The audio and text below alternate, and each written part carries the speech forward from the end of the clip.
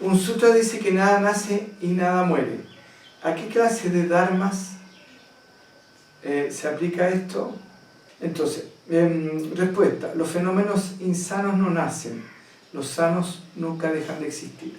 ¿Estamos? Entonces dice, pregunta, ¿cuáles son los fenómenos sanos e insanos? Entonces, dice, una mente, es que volvemos aquí, es que depende cómo lo veamos. Ya.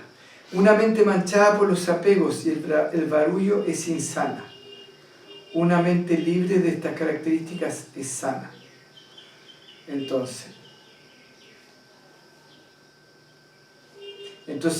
yo lo he traducido. Un sutra dice que nada nace ni muere.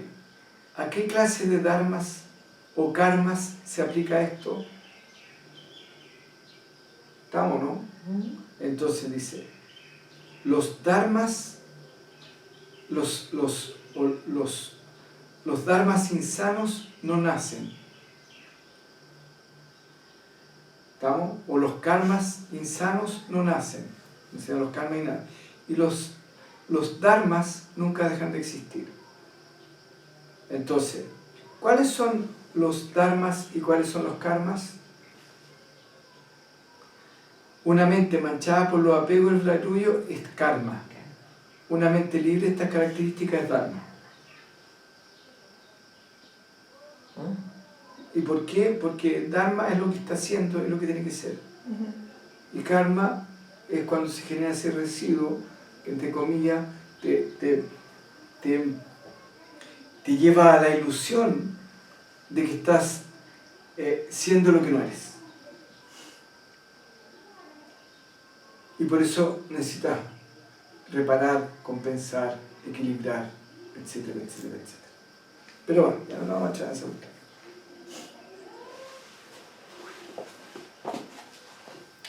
Ya, vamos a leerlo como lo dice acá. ¿Les parece? No vamos a echar esa complejidad. Dice, un sutra dice que nada nace ni muere. ¿A qué clase a qué clase de dharmas, fenómenos se aplica esto? Los fenómenos insanos no nacen, ¿ya? Los sanos nunca dejan de existir, ¿ya? Entonces dice, ¿cuáles son los fenómenos sanos e insanos? Una mente manchada por los apegos y el barullo es insana. Una mente libre de esta característica es sana. Y lo que hablábamos antes de que empezáramos la clase, de que en el fondo la existencia siempre está existiendo, la existencia siempre está sucediendo, ¿ya?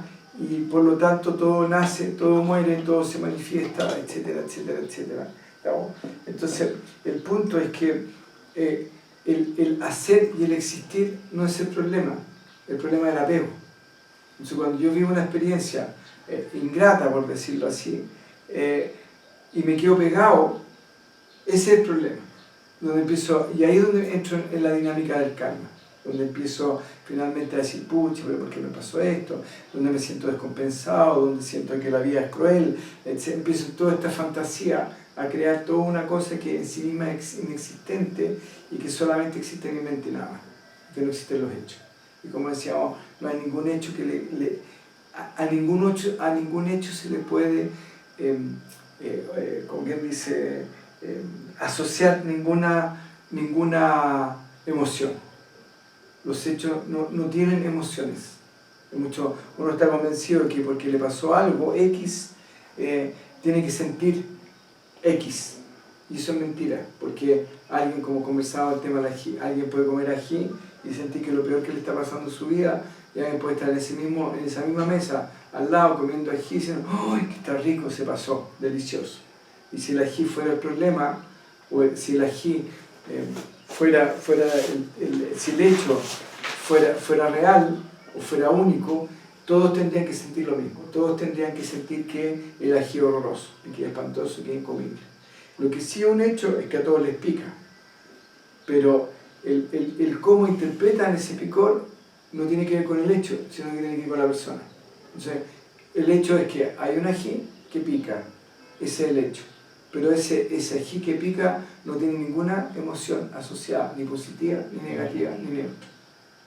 La neutralidad la positivo o lo negativo lo pone uno. Entonces uno dice que rico el ají, está exquisito, el otro, pero ¿cómo puedes comer esa porquería? Y si fuera así, nadie podría comerla. Por ejemplo, un veneno es un hecho, y todo quien come ese veneno se muere. Así de simple. O sea, pero ahí hay un hecho, no hay una emoción. Porque cuando la persona se muere por el veneno, ¿qué emoción le va a poner? Ninguna, pues está muerto. ¿Me explico? Entonces, existen los hechos, pero a ningún hecho se le tiene ninguna emoción asociada. Entonces alguien podría decir, el veneno es malo. Depende, po. Si yo quiero usar el veneno para matar ¿cómo se llama? Los caracoles, el veneno es bueno. Pero si quiero usar el veneno para suicidarme, también es bueno. Pero si quiero usar el veneno, como les contaba la anécdota, que en un asado, un grupo de personas tenían ¿cómo se llama? El frasco de la sal al lado del frasco del veneno, y que eran iguales, y en vez de echarle sal, le echó el veneno para caracoles, y gracias a Dios no se murieron, ¿ya? Porque una persona reaccionó y dijo, oye, ¿qué pasa ahí? Algo no sé cómo fue un milagro en realidad, que parece que una vez que esta persona le echó sal, otra persona, no sé si habrá sido el dueño de casa, no me acuerdo quién fue, pero miró y dijo, o alguien dijo, oye, mira, aquí hay un frasco con cosas con veneno, y algunos habían probado la carne, y partieron al hospital, y bueno, y ahí, bueno, estuvo muy complicado, porque el veneno, uno de los venenos más tóxicos, el veneno para caracoles, no se sabía. Ya, sí, uno de los más tóxicos que hay. Entonces, ahí volvemos, si yo quiero matar a alguien, el veneno va a ser maravilloso, va a cumplir toda su función, entonces va a ser bueno. Y me va a generar un montón de emociones positivas. Mira qué bueno, con este veneno maté a esta persona, o maté a muchas personas. ¿Estamos? Y una persona que se lo comió por casualidad dice, pero qué terrible, qué horror lo que me pasó. Entonces, depende dónde quiero usarlo, el hecho, como yo lo interprete, tiene relación con mi objetivo y con mi expectativa. Y las emociones que están asociadas a ese hecho no tienen nada, no hay ningún hecho que le corresponda ninguna emoción, nada.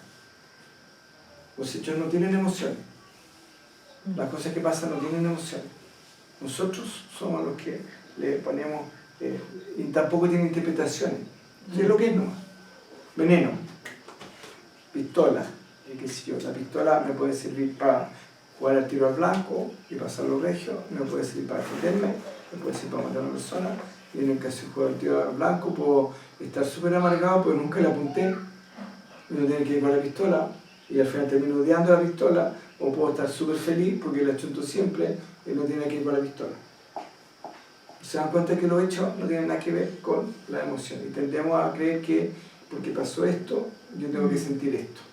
Porque una persona es así, yo estoy obligada a que sea así. Entonces, si una persona tiene una actitud egoísta, yo estoy obligado a sentir rechazo por esa persona. Entonces, usted acá puede tener una actitud egoísta y yo puedo decir, ay, pobrecito, pobrecita, tuvo una vida tan difícil acá y ya, por eso entonces terminó justificándola y terminó quizás, bueno, ¿cómo se llama? Echándole más leña al fuego para que sea más egoísta todavía. ¿Me comprende, claro, no? Sí. Entonces, tampoco el cómo son los demás estamos obligados a sentir nada respecto a por qué alguien es así, yo tengo que sentir esto así. Porque de hecho, vemos que con el asunto del ají, nosotros fuimos súper simpáticos con el cocinero, fuimos súper buena onda con él, siempre agradeciéndole cuando nos traía esos platos bonitos, le aplaudíamos, le decíamos, ay, qué bonito, ¿y qué? Y nos puso camuflado, escondido, un ají que era capaz de matar un buey. ¿Se dan cuenta que los hechos no tienen nada que ver? Que no hay emociones asociadas. ¿Estamos, no? Entonces, el hecho de que alguien sea de una determinada manera no significa nada, solamente habla de nosotros. No habla lo que hizo él con ese ají, no está hablando de nosotros. No está hablando de nuestra actitud. No está hablando de lo que nosotros somos como seres humanos. Está hablando de él. ¿Comprenden cuando yo les digo que cuando interpretamos a una persona, una situación, o hacemos un juicio, una condena, lo que sea, no estamos hablando del hecho ni de la persona, estamos hablando de nosotros?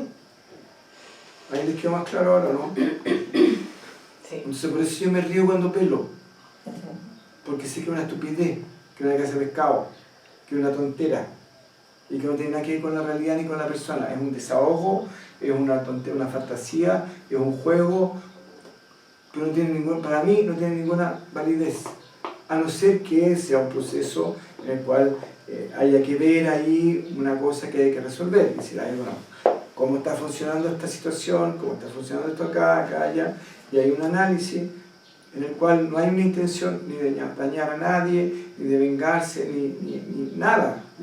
El casino no se estaría vengando, o reyéndose.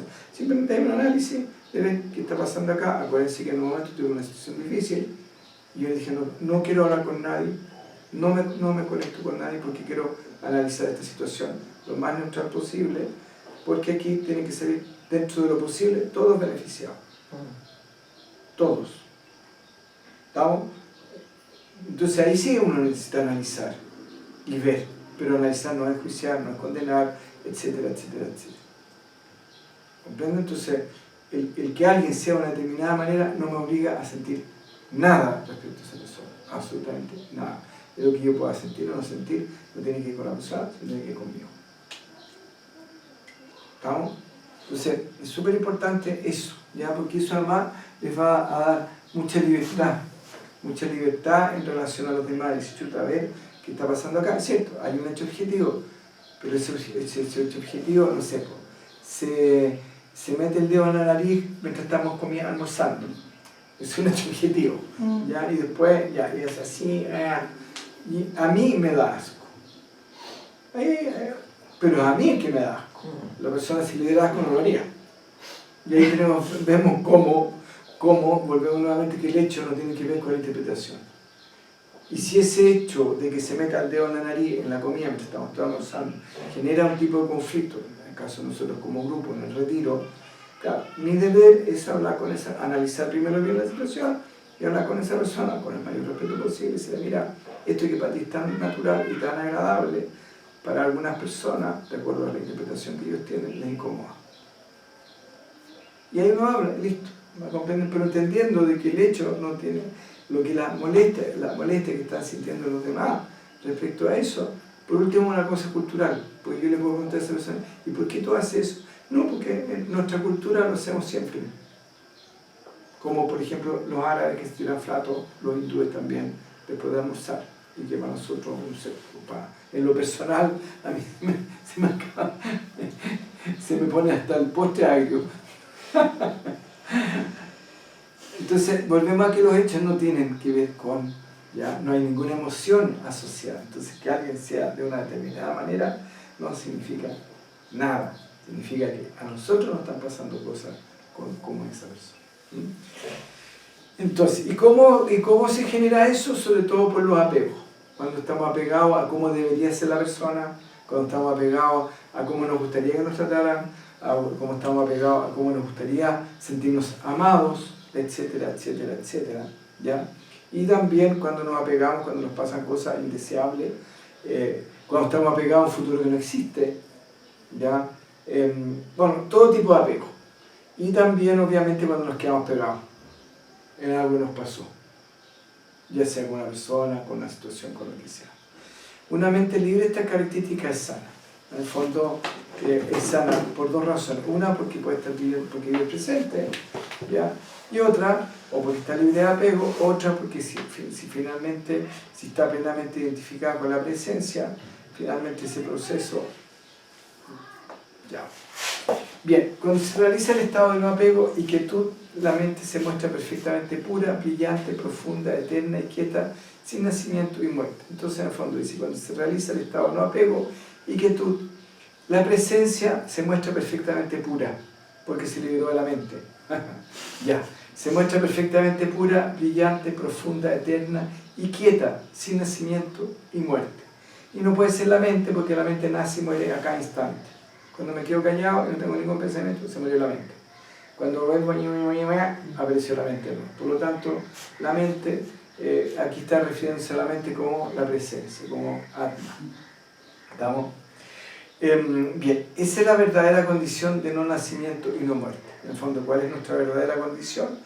El reconocimiento y la experiencia en forma permanente de la presencia, ¿no es cierto? En una primera etapa y después, más adelante, simplemente la experiencia de la totalidad, bueno, lo inexplicable, por decirlo así.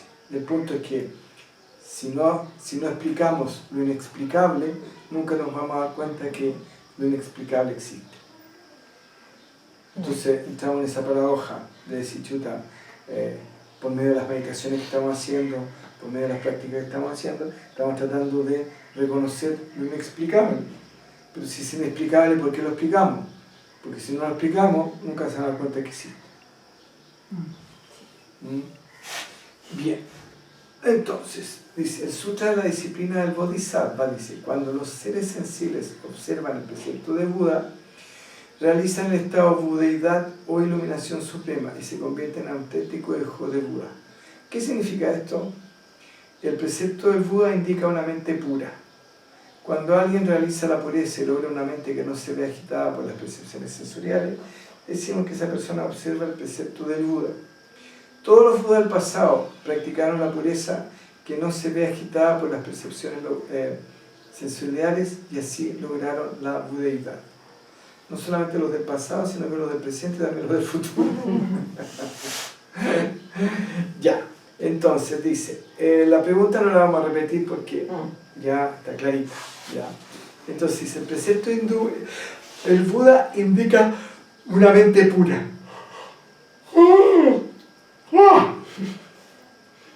¿Qué es lo que es la mente pura? Ya volvemos de alguna manera una mente en silencio, podríamos decirlo así. ¿Estamos? Si lo vemos como mente. Si lo vemos como mente, decimos una mente, ya, una mente silenciosa, ausente de barullo. Entonces, esa es una, si seguimos el texto literal, ¿estamos? Pero si lo vemos bajo el punto de vista de nosotros, dice, el precepto del Buda indica que la conciencia o la plena conciencia de la presencia, lo cual equivaldría a un estado de silencio interno, porque simplemente estoy identificado con la presencia. Entonces, cuando alguien realiza la pureza y logra ese estado de conciencia en el cual está en la presencia, no se ve agitada por las percepciones sensoriales. ¿Estamos? ¿Y por qué no se ve agitada por las percepciones sensoriales? Porque está percibiendo sensorialmente sin apego, sin juicio, sin interpretación, sin pensamiento dual. Pero eso no hay agitación. No significa que no dice no hay percepción, dice no se ve agitada por las percepciones sensoriales. Está diciendo hay percepción, pero no se ve agitada por la percepción. Por lo tanto, hay una percepción no dual de la realidad. Entonces, decimos que esa persona observa el precepto del Buda. Claro, porque Buda significa iluminación, significa trascendencia de la mente, de la ignorancia, ya trascendió la ignorancia y por lo tanto está en estado de unidad. Está identificado con la presencia. Dice, yo soy la presencia. Más adelante tiene que dejarla, pero bueno. Porque todavía hay un yo soy. Y dice, yo soy la presencia. Yo por mucho que diga yo soy, o simplemente yo soy, ya está identificado en la manifestación. No puede haber un ser ausente de manifestación. ¿Puede haber un ser ausente de manifestación o no? No. Por lo tanto dice soy, está manifestado. Y por lo tanto puede ser la primera manifestación que Ishvara, o el creador, cuando se reconoce a sí mismo, dice soy, lo primero que dice. Puede ser no referencial, ¿no? Eso no es referencia. Cuando tú dices soy, nada, eres, no hay referencia. ¿Estamos? Bien. Entonces, todos los Budas del pasado practicaron la pureza que no se ve agitada las percepciones. Entonces, todos los Budas del pasado practicaron la experiencia de la presencia. Y cuando se está en la presencia, no se ve la presencia, porque no puede estar agitada por nada, porque decimos que es como un espejo.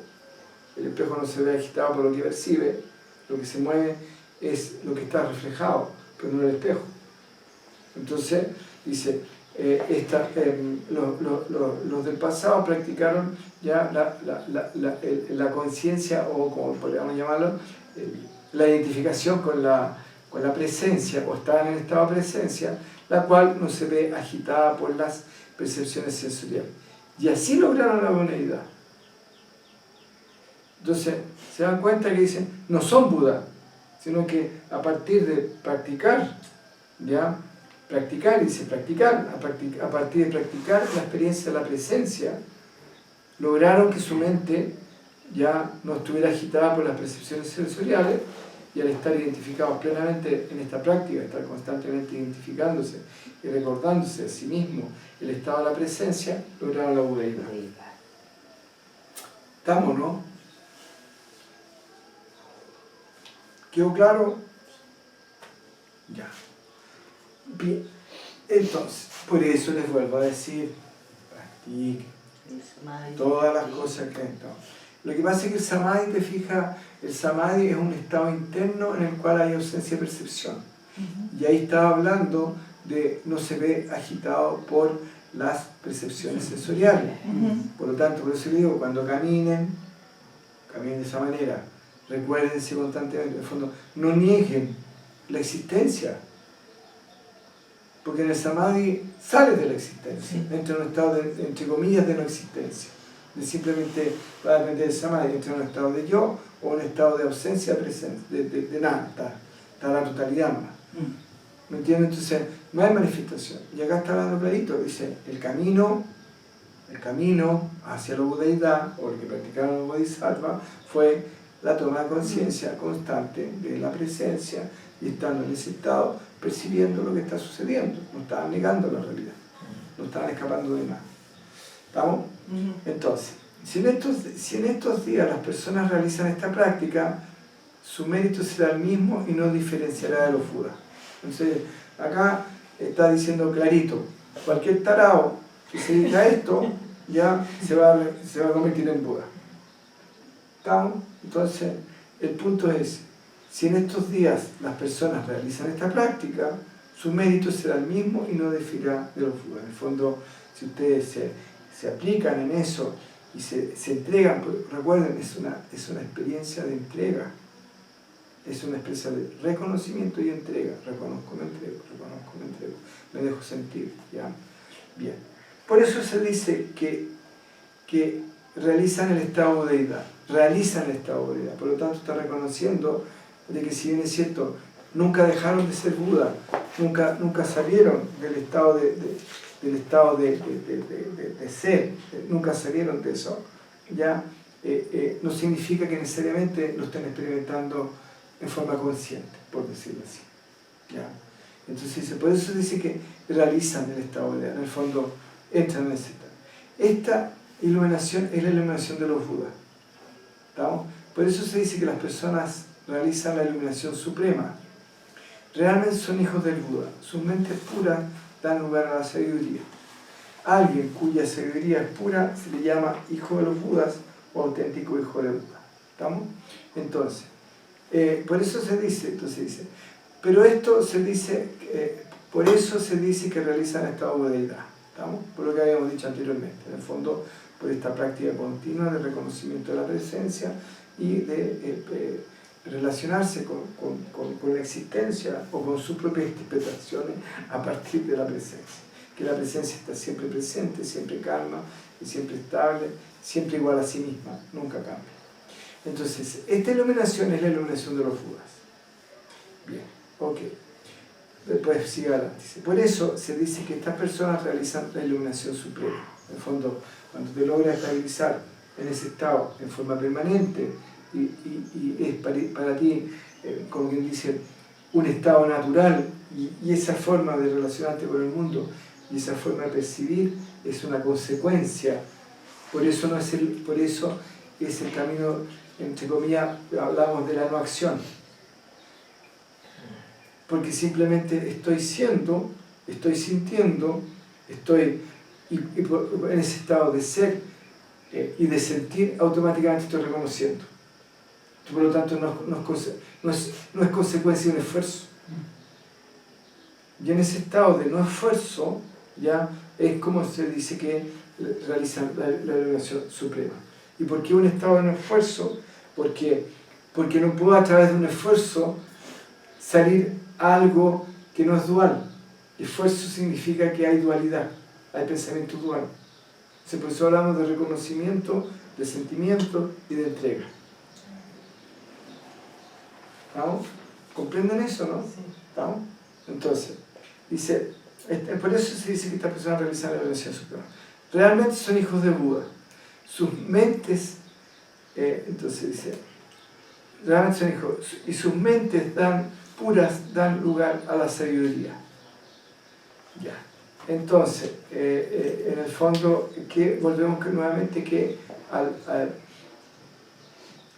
al estar simplemente identificado con la presencia, y por lo tanto ser la presencia, ya lo que va a transmitir es lo que es la presencia. Y la presencia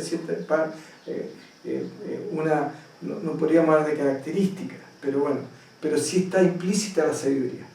Es parte de lo que es la sabiduría, el amor.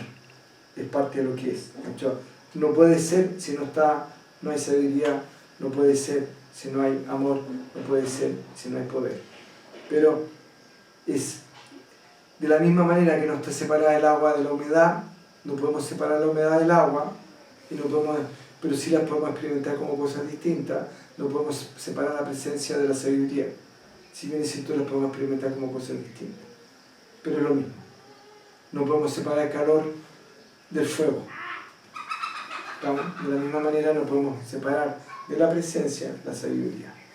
Entonces, alguien cuya sabiduría es pura se le llama hijo de las vidas o el auténtico hijo del Buda. ¿Estamos? En el fondo es una consecuencia, si le sacamos al Buda nombre y forma, es una consecuencia de un estado de conciencia. Bien, respecto a los Budas y el Dharma, ¿cuál es primero? Si el Dharma viene primero, ¿cómo puede haber un Buda para predicarlo? Pero si un Buda viene primero, ¿qué doctrina conduce a la iluminación? Bien puntudo te pregunto, ¿no? ¿Qué pasó?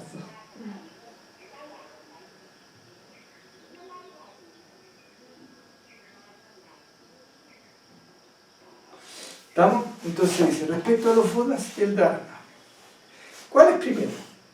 Si el Dharma viene primero, ¿cómo puede haber un Buda para predicarlo? Pero si un Buda viene primero, ¿qué doctrina conduce a la iluminación? Entonces dice, en un sentido los Budas anteceden al Dharma, pero vienen después en otro. ¿Estamos? Ya, está clarita la respuesta. Ustedes ya a esta altura deberán decirme, pero 2 más 2 son 6. No, perdón, 8. Me equivoqué. 5. Porque el Buda es la presencia que siempre ha existido, entonces está antes del Dharma. Porque es lo real. Y el Dharma es una manifestación. Exactamente.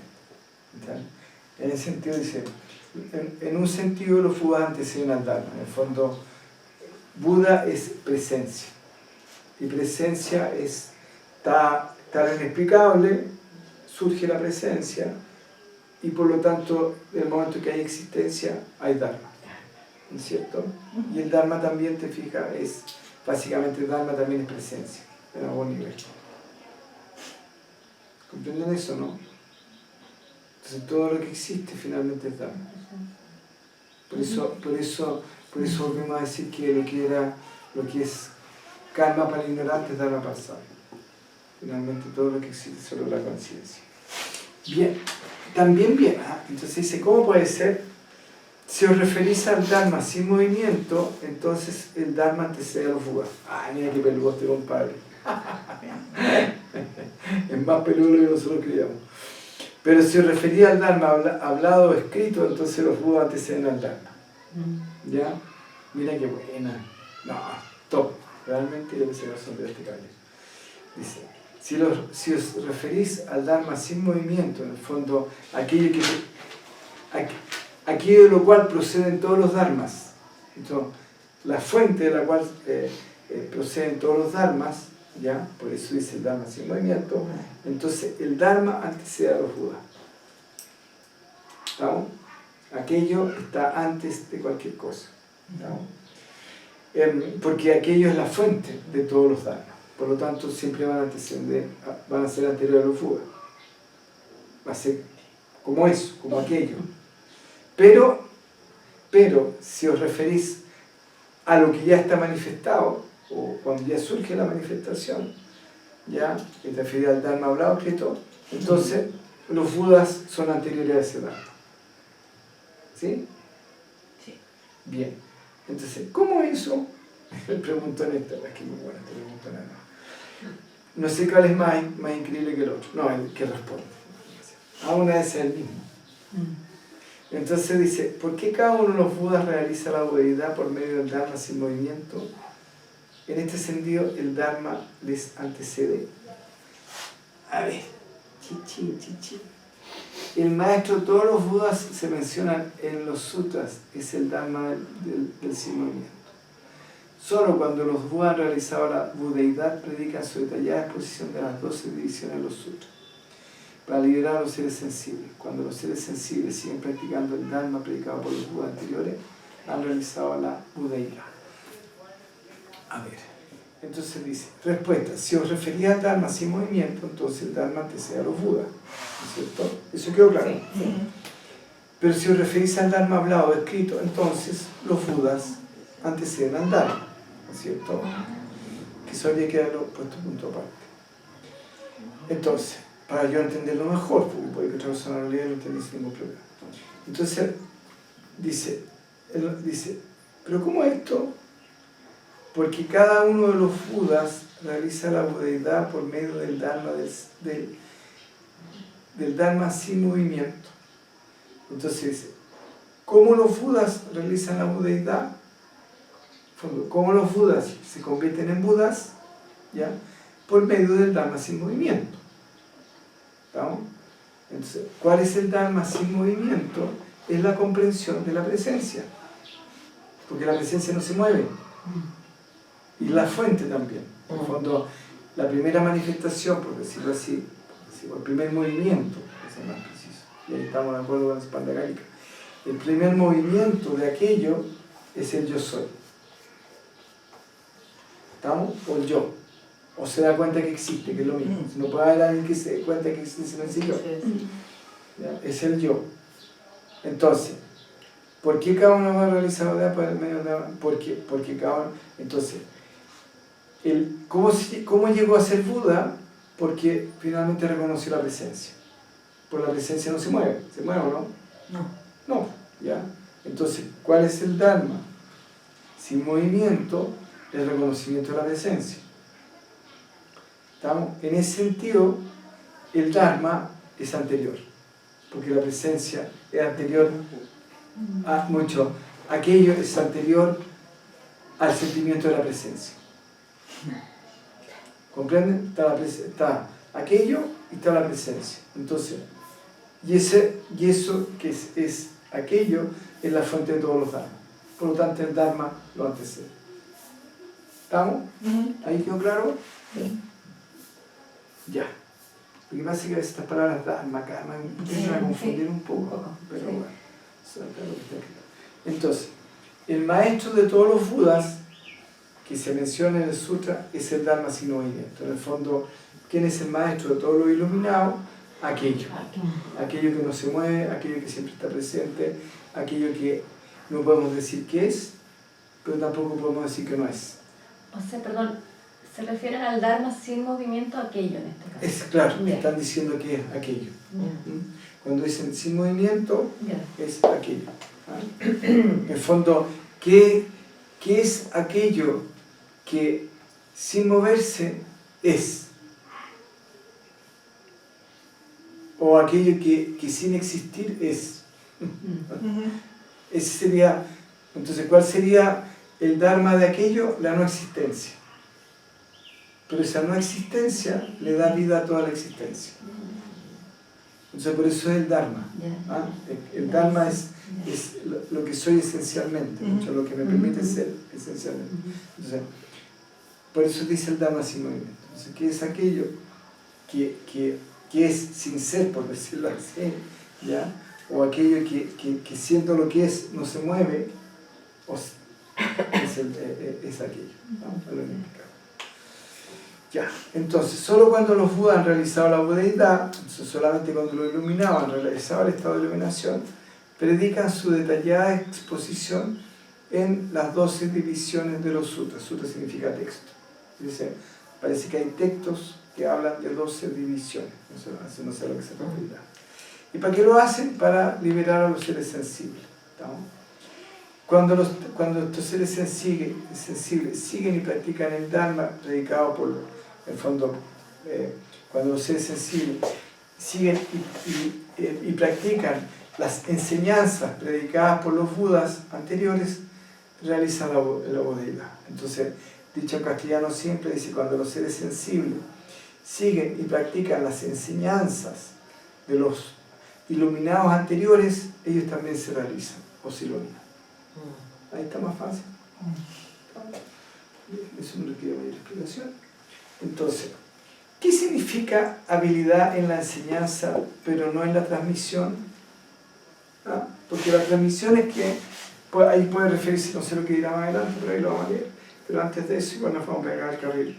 La transmisión puede ser que yo te transmito te transmito un mantra, es una transmisión, y no necesariamente una enseñanza.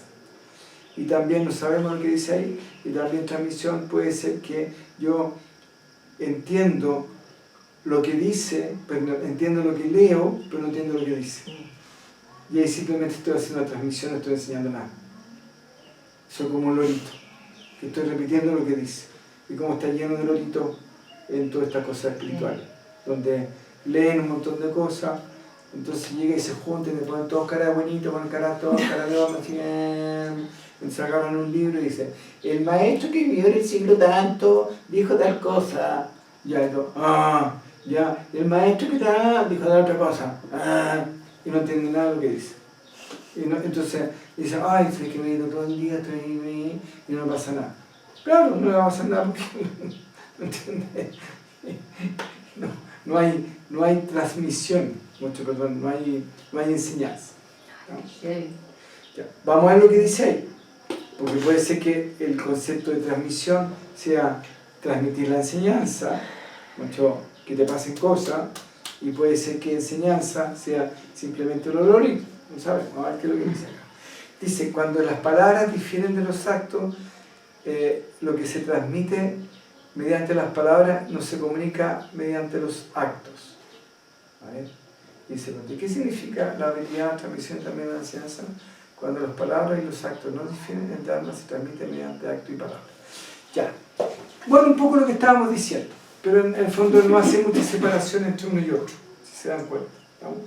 Entonces dice, ¿qué significa la habilidad en la enseñanza pero no en la transmisión? Dice, cuando las palabras difieren de los actos, los que se transmiten mediante las palabras no se comunican mediante los actos. Esto lo está diciendo en forma poética. Está diciendo, cuando yo digo una cosa, pero no hay un hecho mucho, no hay una consecuencia entre el pensamiento, entre lo que se está diciendo y lo que está haciendo, lo que están comunicando los actos no es lo que están comunicando las palabras. Está diciendo en el fondo, chanca. ¿Me explico? Ya.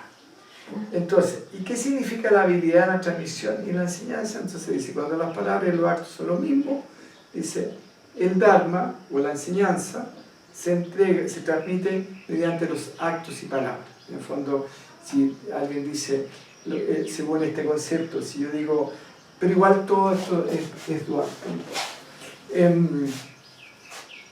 Cuando, por ejemplo, alguien dice, ¿qué es lo que está queriendo decir? Si yo quiero experimentar la paz, tengo que hablar de paz, tengo que sentir en paz y tengo que actuar en paz.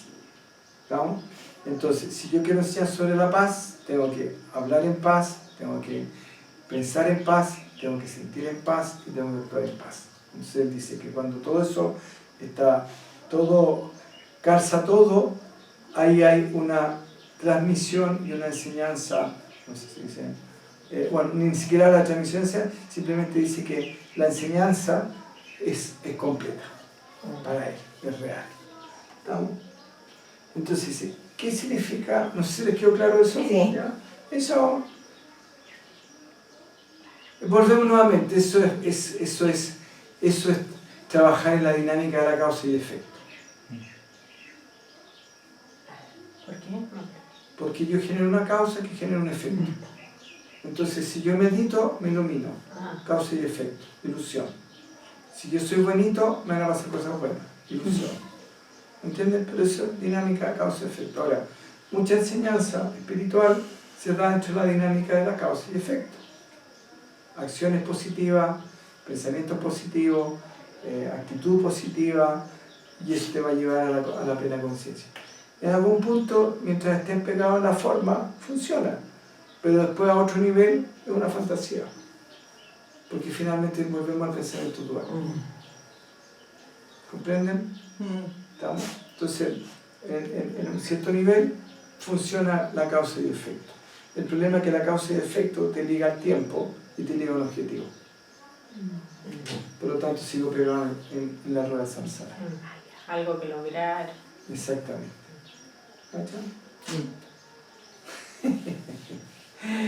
Ya, pero entonces por eso hay distintos niveles de enseñanza, para distintos niveles de conciencia. Ya uno no le va a enseñar trigonometría a un niño en kindergarten. Y no por eso el 2 más 2 va a ser mal.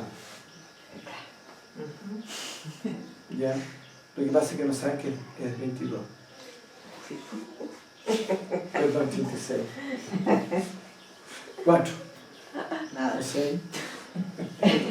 Ya, entonces, ¿qué significa llegar o no llegar? Llegar es llegar. Ya, entonces es como, ¿qué significa llegar? Es no llegar. Y llegar es llegar. No sé lo que dirá más adelante, pero bueno, en el fondo es un poco lo que habíamos hablado, de que al principio el camino, ese texto zen que dice, al principio el camino de los árboles como árboles, la montaña como montaña, la montaña como montaña, sigue avanzando, deja ver los árboles como árboles, la montaña como montaña, los ríos como ríos, y finalmente se realiza y se ilumina y vuelve a ver los árboles como árboles, la montaña como montaña, los ríos como ríos, o como dicen otras enseñanzas, dicen el principio y el final. ¿Estamos? Entonces, ¿y qué es lo que significa llegar? No es llegar, en el fondo nunca se salió. ¿Ya? Y llegar es llegar, en el fondo, volvemos a todo lo que estamos haciendo, la práctica del reconocimiento. No puedo explicar, no se puede explicar, pero si no lo explico, nunca lo voy a reconocer. ¿No es cierto? ¿Está claro eso, no?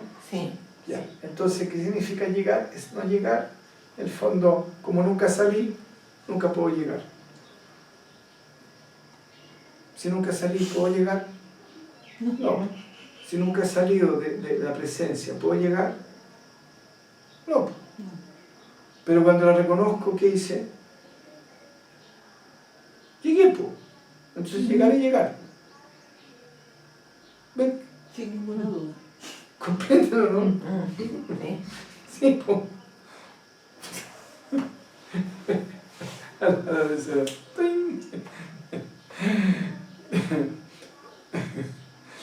Entonces, llegar no es llegar, significa el habla que no es refrenada por los actos. No llegar es llegar, significa que los actos realizan lo que el habla no logra expresar. Cuando ambos, el habla y los actos, realizan la meta, es la llegada completa o la doble llegada. Acá está en una dinámica totalmente dualista. En el fondo es consecuente al camino de la forma, camino del karma. ¿Me explico, no? Entonces dice, llegar no es llegar, significa que el habla no se ve refrendada por los actos. En el fondo, llegar no es llegar, significa de que si la persona habla y dice yo soy Brahman, yo soy Brahman, yo soy Brahman, y en lo concreto no hay nada que indique que verdaderamente es Brahman, por mucho que lo diga, yo mientras esté de lorito, quiere decir que no ha llegado. En fondo, cuando no hay una consecuencia entre el hacer y lo que está experimentando la persona. Entonces, no llegar es llegar. Significa que los actos que realizan lo que el habla no logra expresar. ¿Estamos? Entonces ahí está explicando. Dice cuando dice no llegar es llegar.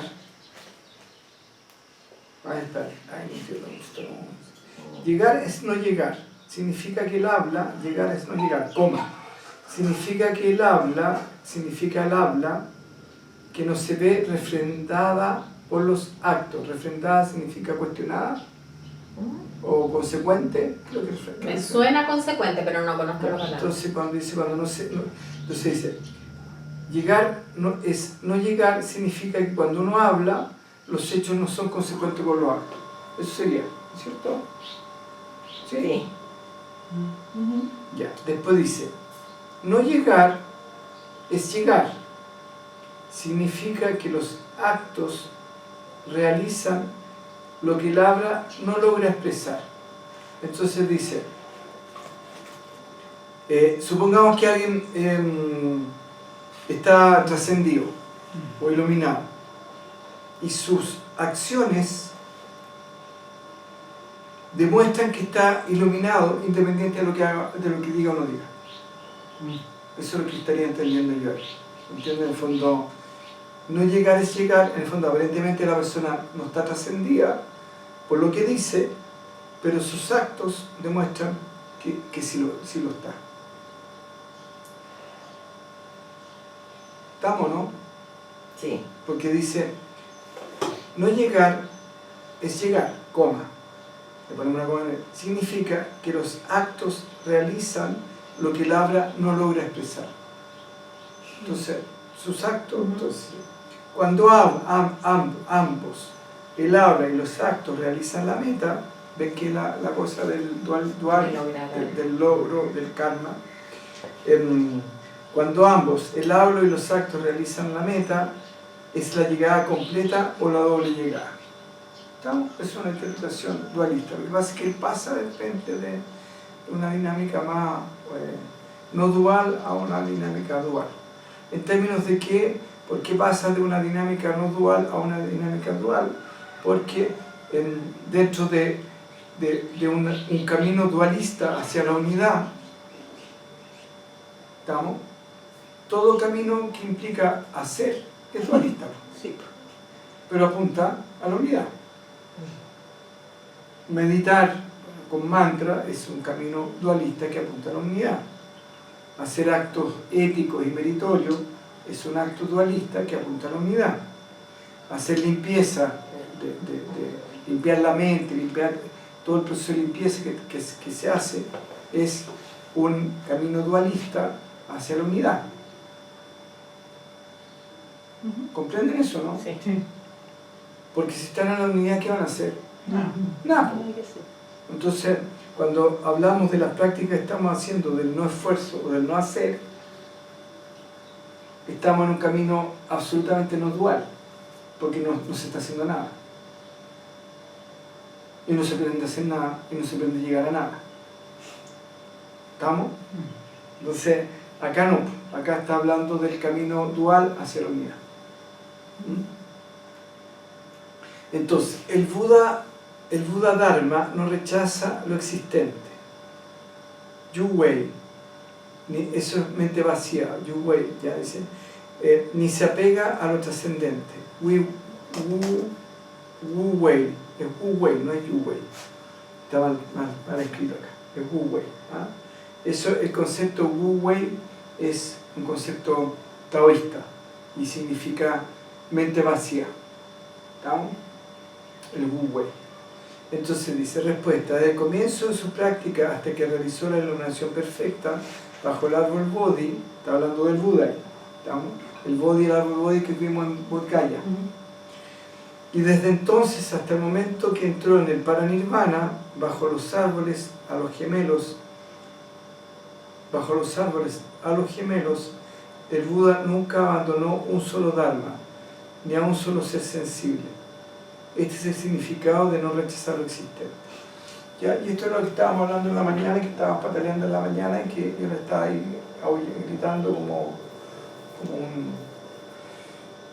un enajenado, diciéndoles de que en realidad la existencia es una totalidad.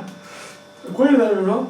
Que es una totalidad y que por lo tanto no existe la separación. Cuando la conciencia por definición, o aquello por definición, o la manifestación por definición es incluyente, no es excluyente. Y que toda la percepción dual que tenemos de la existencia es una fantasía. Y que muchos persiguen, sobre todo en el camino espiritual, vivir un estado de exclusión de lo existente en función de un supuesto estado de conciencia aparentemente unitario, donde solamente excluye lo que nos gusta, ¿ya? Y donde solamente incluye lo que nos gusta, solo incluye el placer, solo incluye el bienestar, y donde vamos a estar así todo el día, donde todo es peace, peace, donde todo es amor, y donde no sé qué mundo vivirá, ni dónde existirá, bueno, como no exista, no lo encuentro. Me explico, ¿no? Entonces, y donde hay una negación absoluta de que la manifestación en sí misma es dual, y donde pretenden vivir una no dualidad excluyente. ¿Se acuerdan? Sí. ¿Estamos? Y que la conciencia incluye todo, incluye desde el narcotraficante, el ladrón, el monje, el cocinero, el qué sé yo, el carnicero, el perrito, el gatito, etcétera, etcétera, etcétera. ¿Estamos? Entonces, ¿se acuerdan que hablamos algo de eso antes de empezar la clase? Ya. Entonces, desde el comienzo de su práctica hasta que realizó la iluminación perfecta bajo el árbol Bodhi, y desde entonces hasta el momento en que entró en el paranirvana. ¿Qué significa el paranirvana? Más allá del nirvana. En el fondo, podríamos decir, yo no soy budista ni sé de budismo, pero me da la sensación que nirvana es el estado de realización del yo soy, donde simplemente está la conciencia de unidad, donde está la conciencia trascendente, donde la persona se establece en la presencia, se reconoce con la presencia y se da cuenta que todo lo que existe es simplemente, o todo lo que existe gracias a la presencia, y todo lo que no es la presencia es aquello. ¿Estamos? Entonces, y el paranirvana es cuando se trasciende el yo soy. Está más allá del nirvana, está más allá del yo soy, está más allá de la trascendencia, entró en aquello. ¿Se puede vivir así? En el paranirvana, Sí. no tengo idea. Parece que en el paranirvana ya te extingues, porque habla de iluminación perfecta. Entonces la iluminación perfecta es cuando Ya no queda nada. ya no queda nada. Ahora, en el nirvana hay una conciencia de nada, pero hay conciencia de nada. Y en el paranirvana no hay conciencia. Hay aquello nomás. ¿Estamos, no? Entonces, en la iluminación perfecta es cuando entran, es la realización de no hay nadie que se dé cuenta de nada. No hay manifestación, no hay nada. Tampoco podemos decir que es nada. Decimos que es nada, pues no sabemos cómo explicarlo, no sabemos cómo explicarlo, no hay palabras para explicarlo. Entonces, si hay algo que no existen palabras para explicarlo, ¿cómo lo explicamos? Diciendo que nada. O por negación, no es esto ni aquello. No es esto ni esto otro. ¿Qué es lo que es? No es esto ni esto otro.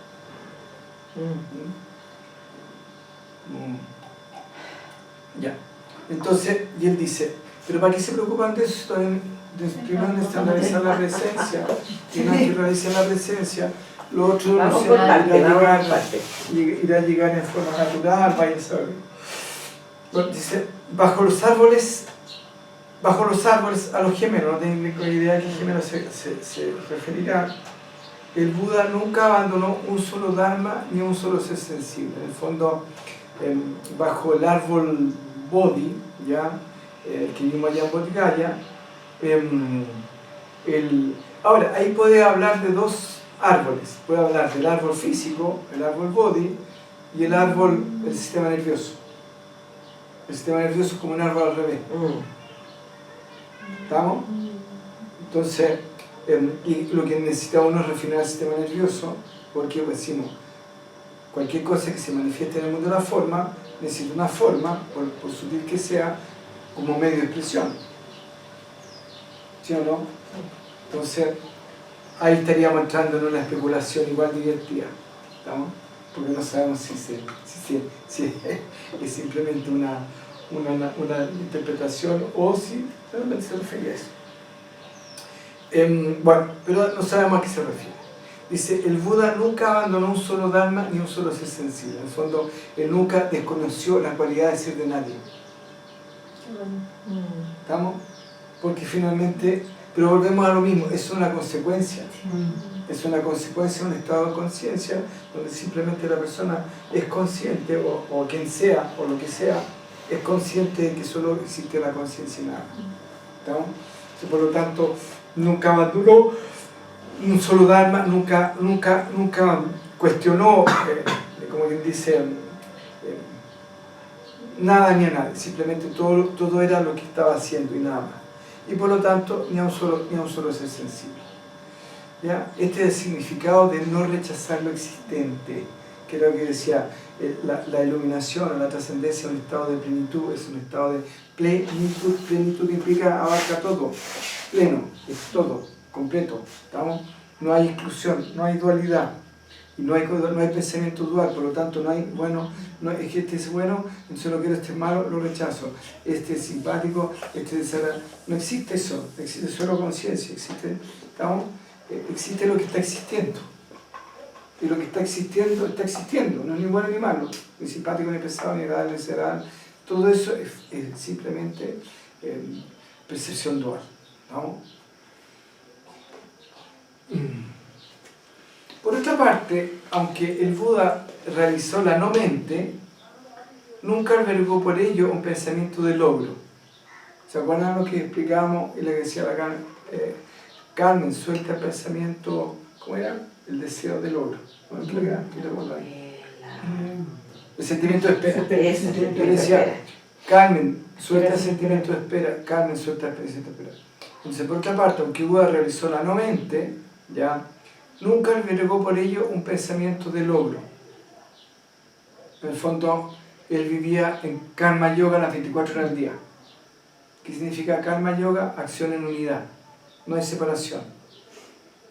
¿Estamos? ¿Y por qué no hay logro? Porque estoy viviendo el presente. Entonces, lo que estoy viviendo es lo que está existiendo. Y lo que está existiendo es lo que estoy experimentando, y no es más. Entonces no hay logro. ¿Me explico, no? Sí. No hay logro. Es simplemente experiencia nomás. El logro es una fantasía de la mente. Al fin estoy comiendo huevos fritos con, qué sé yo, con pan. Ese es un pensamiento de logro. Pero un pensamiento de no logro, llega el pan y te lo comí nomás. Cuando te estás comiendo el pan no estás con sentimiento de logro.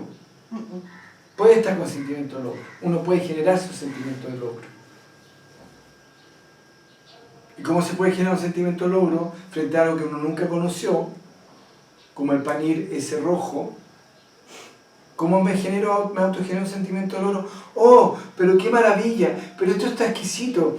Nunca antes en mi vida había comido algo tan rico. Estoy generando un sentimiento de logro que en la existencia sí no existe. Pero lo único que existe es el panir rico.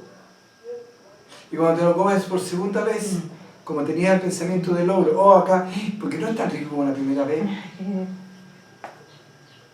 ¿Se dan cuenta cómo la fantasía, cómo se genera un pensamiento de logro, siendo que la quinta vez que se comen el mismo panir, se lo comieron nomás? Sí. Y lo disfrutaron. Yo creo que ahí por primera vez lo disfrutan, porque no están ni con el miedo a que se acabe, ni con el miedo a que nunca más lo van a poder comer.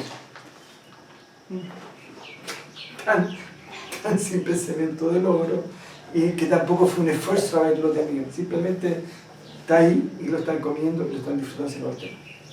Porque eso es lo único que existe, el resto es pura fantasía, puro cuento.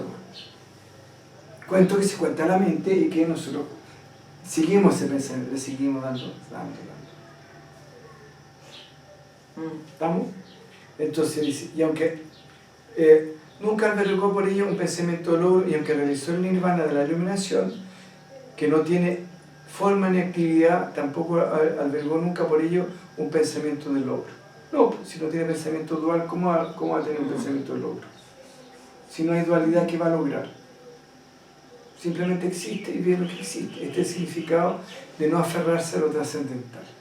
En el fondo, estaba tan consciente de lo que era, quién era y qué es lo que estaba viviendo, que no hacía separación entre el trascendente y lo no trascendente, entre lo existente y lo inexistente, entre lo bueno, lo malo, entre el logro, el no logro, etcétera, etcétera, etcétera. Y ni siquiera estaba aferrado a lo trascendental. Porque no separaba. No decía, esto es espiritual, esto no es espiritual. Como le diga yo a la Lili, cuando estábamos en la India. Esto es espiritual, no existe lo espiritual o no espiritual. No existe eso, es una fantasía. No existe si esto es espiritual o esto no es espiritual. Si de repente íbamos caminando en la India y veía un mendigo, qué sé yo, o un tipo pegándole a un perro. Y decía, ¿eso es espiritual o no es espiritual? Entonces, como el que pegarle al perro no era espiritual. Y el que le da pata al mendigo era espiritual. ¿De qué estamos hablando? Si eso no existe. ¿Se dan cuenta la fantasía del pensamiento dual? Y dice, no existe es lo espiritual o no lo espiritual. Es una fantasía. Y si existe algo, todo es espiritual.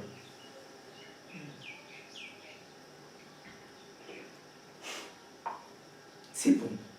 Por eso dice clarito, si lo dice clarito, dice, bajo los árboles gemelos el Buda nunca abandonó un solo dharma, ni a un solo ser sensible. Este es el significado de no rechazar lo existente. Entonces, si para él o nada es espiritual o todo es espiritual, da lo mismo. Pero supongamos que para él todo es espiritual, ¿va a rechazar algo existente? No, pues. Es una manifestación de Dios. Es una manifestación de Dios. Claro, ni siquiera se piensa eso, que no, alguien está pensando, oye, tu Dios. Nada, se vive nomás. Si no hay pensamiento, no hay reacción. Hay reacción frente al estímulo. Y a veces ni siquiera hay reacción frente de repente te descubren el estímulo.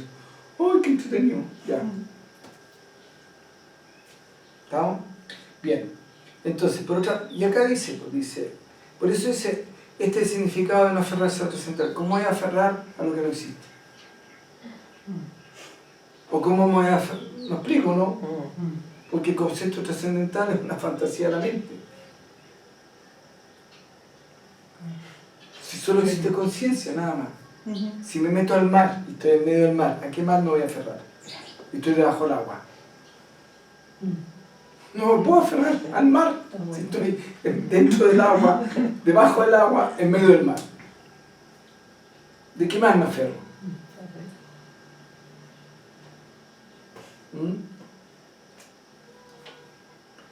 Dice, ¿realmente existe el infierno? Bueno, ayer les puedo contar que sí. Con el picante.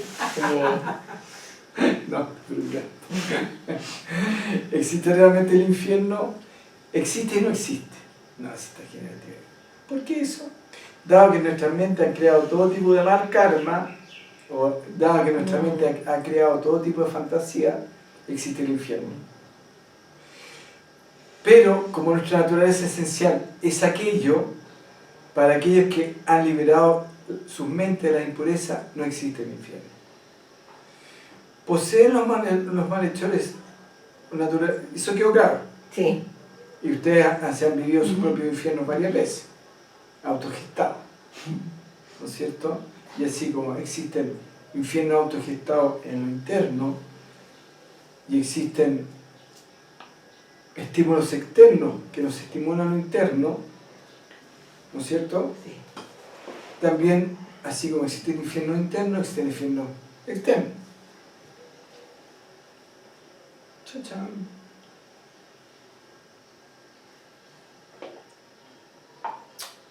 Yes. Ya.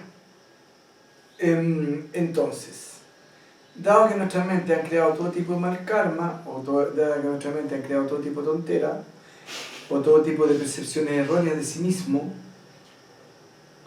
existe, o han creado todo tipo de versiones erróneas de sí mismos y de lo que la existencia es, existe el infierno. Como nuestra naturaleza esencial es aquello, para aquellos que han liberado su mente de la impureza, no existe el infierno. ¿Estamos? Entonces, si nosotros nos liberamos de todos los filtros que nos permiten tener una visión equivocada de nosotros mismos, se acabaron los infiernos. ¿Estamos? ¿Poseen los malhechores naturaleza búdica? ¿Tienen atma? Los malhechores, sí, ellos también los poseen. Si tienen naturaleza búdica, ¿esta naturaleza entra con ellos en el infierno? No, no entra con ellos. ¿Estamos? Ahora, ¿por qué no entra con ellos? Entonces, cuando entran al infierno, ¿dónde está su naturaleza? También está en el infierno. Ya. Bueno, se lo vamos a dejar porque ya son las 9. Sí, 7 para las 9.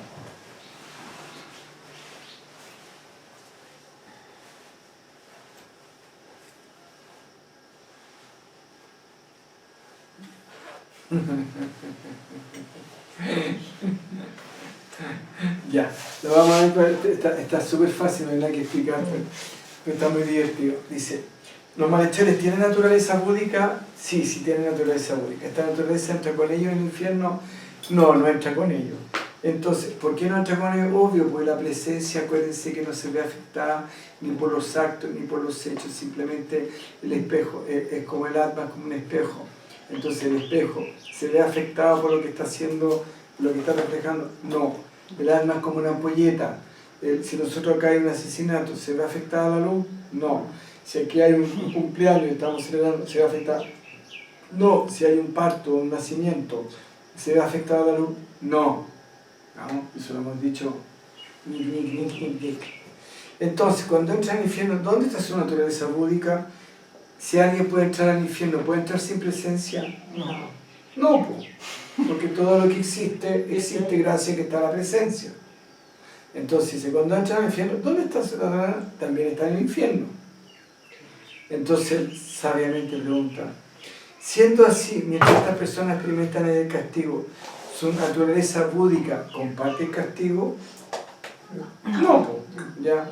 No, aunque la naturaleza búdica permanece con estas personas, mientras se encuentran en el infierno, son las personas las que sufren. La naturaleza búdica está más allá del castigo. Entonces, haciendo así, estas personas experimentan el castigo. ¿Su alma comparte el castigo? No, aunque su esencia es atma, y permanece con estas personas mientras se encuentran en el infierno, ya, son las personas las que sufren. Atma o la presencia está más allá del castigo. ¿Estamos? ¿Se encuentran juntos en el infierno? ¿Cómo es que la naturaleza búdica no sufre? Ya, claro. Pero es que le va interesante, porque te va empujando nuevamente a, ya, reconoce. Los seres sensibles tienen forma y todo lo que tiene forma está sujeto a la formación y a la desaparición. Por su parte, Atma no tiene forma, por lo que es inmaterial, y siendo así, su naturaleza es vacío y no puede ser destruida. ¿Está? O, por su parte, Atma no tiene forma, o la naturaleza búdica no tiene forma, por lo cual es inmaterial, y siendo así, su naturaleza es aquello, y aquello no puede ser destruido. ¿Cacha? Llega y dice, permitidme ilustrarlo con un ejemplo, pero eso lo vamos a dejar para mañana.